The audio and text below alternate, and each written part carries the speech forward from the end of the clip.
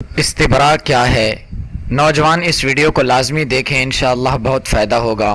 ناظرین، استبرا پیشاب کے مکمل خشک کرنے کو کہتے ہیں اور یہ واجب ہے۔ جس طرح نماز میں کوئی واجب چھوٹ جائے تو نماز سجدہ سہو کے بغیر مکمل نہیں ہوتی، ایسے ہی اگر پیشاب کرنے کے بعد اس کو مکمل خشک نہ کیا جائے تو طہارت کامل نہیں ہوتی۔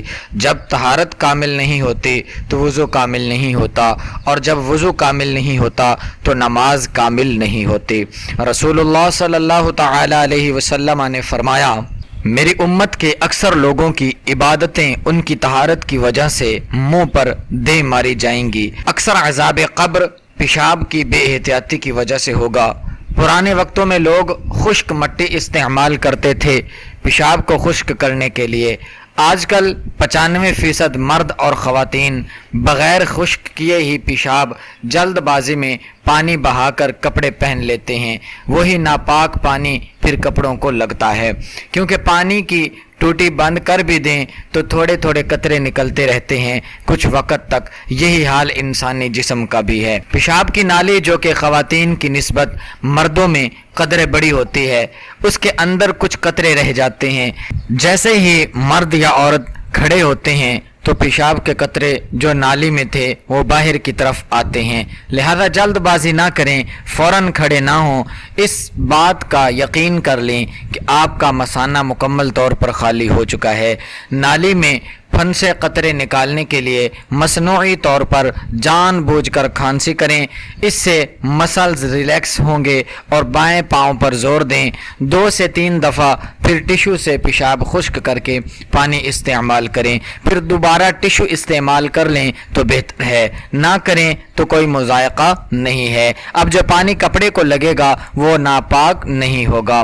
ہم سب کم وقت اور جلد بازی اس معاملے میں کرتے ہیں جو بنیاد ہے روح کی پاکیزگی کی، قلب کے سکون کی۔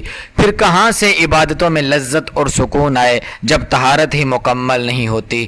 آج کے دور میں خشک مٹی کی جگہ سافٹ ٹشو استعمال کیا جا سکتا ہے، لیکن یاد رہے پانی کا استعمال لازماً ہے، صرف ٹشو سے خشک کرنا ٹھیک نہیں ہے۔ اللہ تعالیٰ فرماتا ہے، ان اللہ یحب المتطہرین، فرمایا کہ بے شک اللہ تعالیٰ طہارت کرنے والوں سے محبت فرماتا ہے۔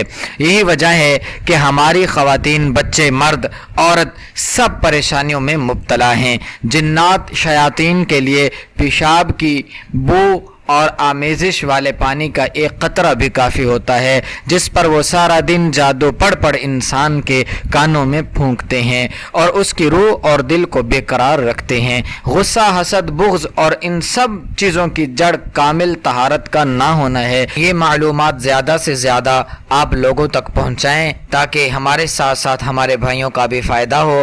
انشاءاللہ العزیز امید کرتے ہیں جب ہم طہارت کاملہ کو اپنائیں گے تو اللہ تبارک و تعالی ہم سب لوگوں پر فضل و کرم فرمائے گا۔ ناظرین، اگر یہ ویڈیو آپ کو پسند آئی ہے تو براہ کرم ہمارے اس چینل پر آپ نئے ہیں تو سبسکرائب کر لیں، اس ویڈیو کو لائک کر دیں، کمنٹ سیکشن میں جا کے آپ نے اس حوالہ سے اپنی رائے کا اظہار ضرور فرمانا ہے۔ ملتے ہیں نیکسٹ ویڈیو میں۔